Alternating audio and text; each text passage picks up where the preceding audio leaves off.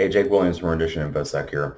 Wanted to chat a little bit about the report, about the Google employee whose phone was remotely wiped and who lost all of her basically personal photos as well as personal data on her cell phone. This was her personal cell phone that's reportedly wiped. I feel like this is a really interesting case and definitely one that we wanted to talk a little bit about. Both from a corporate perspective as well as from a personal perspective. From a personal perspective, this is just horrible. This employee, who is transitioning, says that she lost. Ms. Rivers says that she lost months of her basically her transition photos. This is obviously a very personal event. It's very something that's very important. These are obviously photos she's never going to get back, right? It's not like you can. It's not like photos of the Grand Canyon or the Empire State Building or something, for instance, where you can go back and simply take another photo. I mean, it simply is interesting in this case, but there's no possibility in this case to get those photos back, right? So obviously this is a very personal, very invasive event, for her. She has been, or there are allegations that she's been targeted by Google because of some workplace organization. You may have heard that Google has brought in or contracted with a union busting or a consulting firm known for union busting type of work. And so this is really interesting, right? She may have been, there are at least some allegations. A lot of folks believe that she was targeted because of her efforts to organize in the workplace, right? So, or at least, engage in workplace activism. She had been working with, if I recall correctly, have been working to let people know about, let employees internally know about Google's work with Customs and Border Protection, and that's obviously become very contentious recently, right? For organizations that work with CBP, as well as obviously ICE, right? That's become definitely a big deal there. So this is definitely something to think about, right? Is it possible that Google targeted her purely because of her, workplace activism? Sure, it's possible, right? Again, what's really interesting here is I'm going to try and steer away from all of that. What I want to talk about very quickly is MDM. What we're talking about here is mobile device management. And in this particular case, if this truly was a personal device, I think there's a couple of things to talk about. If it truly was a personal device and Google wiped it, it would seem logical that they had MDM on the device. And it is not uncommon for employers to require MDM on a personal device if the phone is going to be used to access corporate resources. Now, what does that mean for corporate resources? Does that mean only corporate email? Does that mean corporate documents? How does that work, right? This can be a very contentious point for a lot of folks, and I've seen a lot of that on Twitter already about the why was her phone wiped when indeed it shouldn't have been? Folks feel like it shouldn't have been. I'm not going to be the guy to weigh in 100% on this, but I am going to say that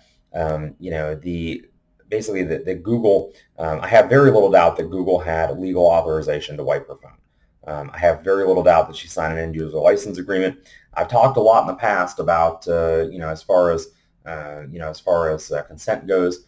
She may have provided consent, but she may not have provided informed consent, meaning she may not have understood what she was consenting to when she signed whatever document Google presumably used to wipe the phone. So I'm going to go ahead and make a few assumptions here. One, that Ms. Rivers did indeed sign a document allowing Google to perform remote wipe under certain circumstances, right? In this particular case, she was perceived to be a security risk. She was placed on, if public reporting is to be believed, paid leave, certainly this would be just like anybody else, any other suspected insider/security threat where we would disable access to accounts. An MDM remote wipe would not be outside of the norm. So again, we're going to assume that Google had legal authorization to both install MDM software and to use the MDM software to wipe her phone, including personal effects, right? So, and that's man, that, again, losing a lot of personal data because of a corporate decision is a huge, it is definitely, it triggers some feels for me. It triggers a lot of feels for me. Like, I'm not sure that I'm down with that. But from a corporate risk standpoint, let's assume that Google has those two things. They have the authorization to both install MDM software and the authorization to wipe it from the user, and that the user had granted that authorization at some point prior. And I think it's important to keep those 2 points in mind. Now, there are probably some serious questions left to be answered about did Miss Rivers, at the time she consented, understand the limits of what she was allowing Google to do. That's a whole separate question, and one that I certainly don't have an answer for. All right, so okay, got that. What next? All right, so I think it's important to consider that if Google had an insider, well, let's take the CBP thing out for a minute, and I'm not going to address whether or not Google is targeting Ms. Rivers or anyone else for that matter for workplace activism. Simply not going to target that. That's not what I'm interested in here from a technology/policy standpoint.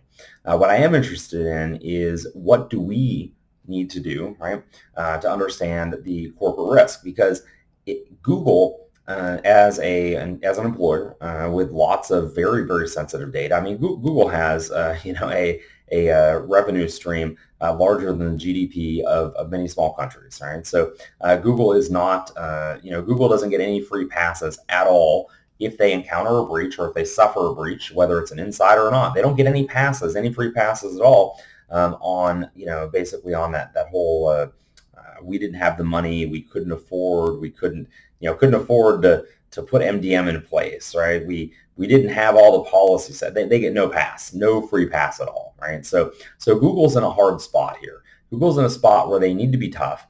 They need to have good data protection in place, not just from a public perception standpoint, but also just from an intellectual property standpoint. Google is a company that relies almost 100% on its intellectual property. Now, for revenue. Now, of course, you'll mention advertising and whatnot, but their advertising algorithms, right? The way that they make it go, as it were, is what keeps all those Google employees employed. It's what puts food on the table for, I don't even know how many employees Google has, but a lot, right? If Google suffered a data breach, let's suppose for a moment, and again, purely hypothetical, let's suppose for a moment Ms. Rivers is an insider and was leaking sensitive data from Google that was need to know to the press. Now, this is something that Google, as I understand it from public reporting from Vox, does indeed allege. Right? So Vox.com has an article where they allege that Google believed that she was leaking data to the press. I obviously have no idea here, but let's suppose that Google believes that. At the point that Google believes that, they have MDM on her phone, and we can argue due process all day long, but due process doesn't work very well with incident response. This is an incident, right? If she is leaking data to the press, or look, Google knows there's data being leaked to the press. Well, that's not even a question of is there data being leaked to the press. There's a question of who's doing it, and I can certainly see the argument. I'm not necessarily saying that I agree with it, but I can certainly see the argument for wiping the phone very quickly and basically in the court of public opinion, obviously this is getting a lot of press, right? No question, or at least in my echo chamber, I'm seeing this quite a bit of talk about this employee's phone being wiped. But let's step back for a minute, because really it's only, this hasn't reached hasn't really broken out of the InfoSec bubble per se, right? The InfoSec or tech bubble, this discussion. And I'm pretty positive that had Google suffered a true full-on data breach, where whether it's an insider, let's not forget about the Capital One thing, right? When the former Amazon employee gets arrested, it took weeks. I'm still running into executives that believe that she was an insider from Amazon, that took corporate data from Amazon, right? And that purely has no basis, just no basis in fact.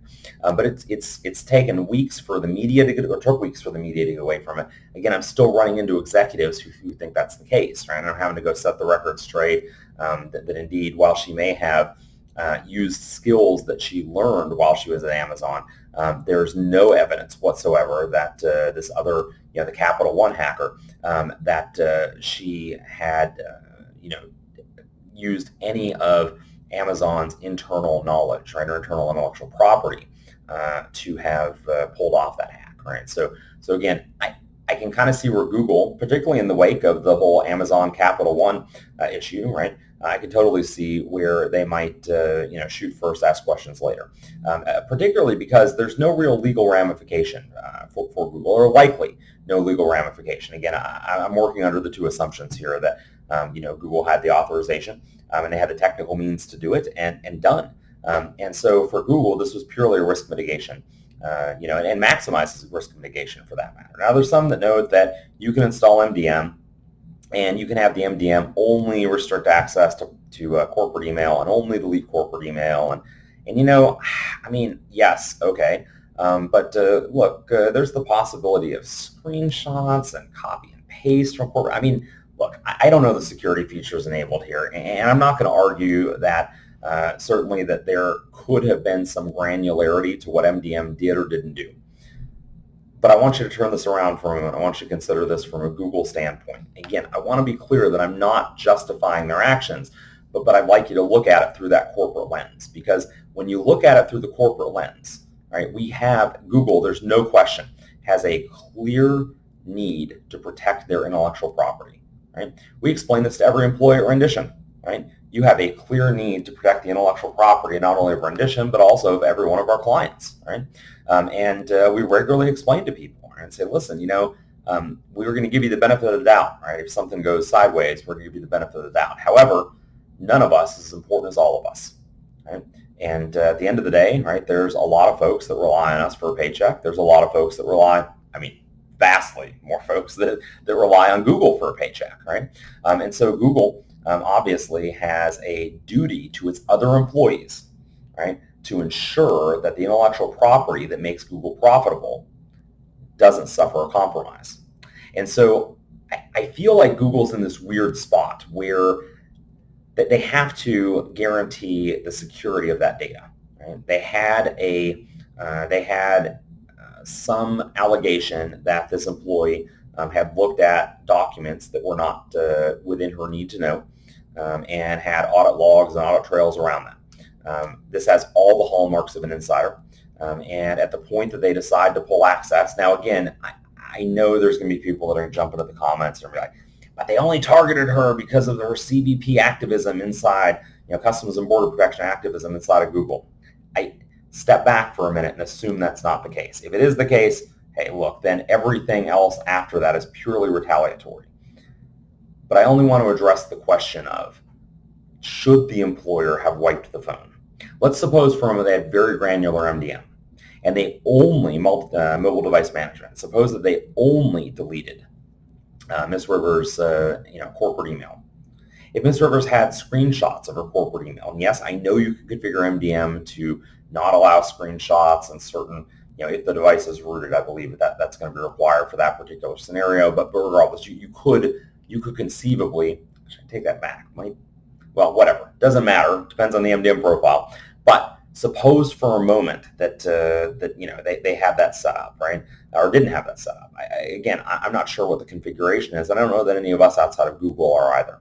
If the suspect had downloaded documents, right, and those are sitting in the downloads folder, or if she had taken screenshots or copied links or copied data and put it into a text edit doc, whatever the case is, Google then activates their insider response program or insider threat response program, deletes her access to corporate email. What then? Suppose that there's data left over. I want you to think about this in the court of public opinion. How does Google look? Google had the ability to eliminate the threat, but failed to do so. Now, before somebody says, yes, but then she could have sent the screenshots away through her personal Gmail, whatever. That's outside of, well, I guess it's Gmail. Well, never mind. We're not tackling that. Send it through Yahoo Mail, right? As if anybody ever uses Yahoo anymore, but whatever. Send it out through Yahoo Mail. Done. It's off the device. Google can't respond to that, right? So I'm not talking about the infinite realm of possibilities here. I'm talking about what should Google have done to minimize its risk. And I think the answer is fairly clear here, that from an absolute risk minimization standpoint, Google did the right thing if they had the legal authorization to do so. And again, we've already stipulated that, right? Or we've already, at least for the sake of argument, we've already stipulated that. Now again, Nothing is going to bring back the personal data that was lost. Please do not put a comment to the video here saying that she should have backed up her photos. That's victim blaming or victim shaming, however you want to word that there. And there's no question that Ms. Rivers is a victim here. She absolutely lost data. Whether or not Google had the right or even the responsibility to ultimately delete all of the personal data on her phone does not change the fact that it very significantly impacted Ms. Rivers. As a result, she has lost data. So I guess I kind of, now that I've taken it or hit that kind of from the corporate standpoint, I kind of have to, again, purely from an incident, I'm taking all my emotional feels out, all my humanity out, and I'm purely looking at this from a technical risk mitigation standpoint to the corporation. I think Google did the right thing. Now I'm going to put my human hat back on, and I'm going to say that if you're the person that's pulling the trigger on this, right, and I very intentionally am using the word or using the analogy, pulling the trigger on this, because there is damage that can be done just like pulling a trigger. You have got to consider what the impact is before you pull that trigger. Does the corporate risk, the risk to the corporation, the risk to the organization, is that in line with the potential damage that you're doing? And if the answer is no, then you gotta take a hard line here. You gotta step back and maybe push back to management and say, hey, are we sure we want to do this? Does this make sense? How is this going to look in the public eye? Because clearly, at least within the InfoSec echo chamber, this is blowing up quite a bit, right? It won't surprise me if on Monday there's a couple of, or even on Sunday, there's a couple of major media outlets that have picked the story up and run with it. Anyway, I'll just say again, I don't have all the answers here, and obviously nobody does. But from a corporate standpoint, again, I just think Google did the right thing for risk mitigation. Now, listen, if you're an employee and you are asked to install MDM on a personal phone, I got to tell you, I think that's something you should consider very, very, very carefully. You should review the document. If you don't understand the document, you can't really consent to it. But hey, look, we consent to end-user license agreements all the time that we just click the button and go. And I know lots of people that sign documents without ever reading them, and it's just nuts. I mean, I was actually, well, it doesn't matter. Bottom line, I've seen this firsthand, or folks sign. They don't even review anything. Obviously, there can be some pretty damaging fine print in some of these agreements, and I think that there's an onus, or that we have an onus to consider what those long-term risks are, right, and what those long-term issues are potentially with engaging in a contract, right? So I engaged in a contract some number of years ago, and it was basically it restricts us some number of years, 3 years ago, to do a small consulting job, very, very minimal consulting job, and it restricts my ability to write a book that I would love to write now for the next 5 years, right? So I'm not going to get into where, because that may disclose some of the client relationship there, but it does disclose my ability to write a particular book. And I never had I'm not talking about writing a book about client data. It was the subject of what I did for the client restricts my ability to write a book about something tertiary. And it's just, it's one of those you got to step back and, and again, a lot of that fine print and thinking about down the road how that's going to play. Look, if you do MDM on a personal device, if you're an employer and you're trying to force people to put MDM on a personal device, I have some ethical issues with that, right?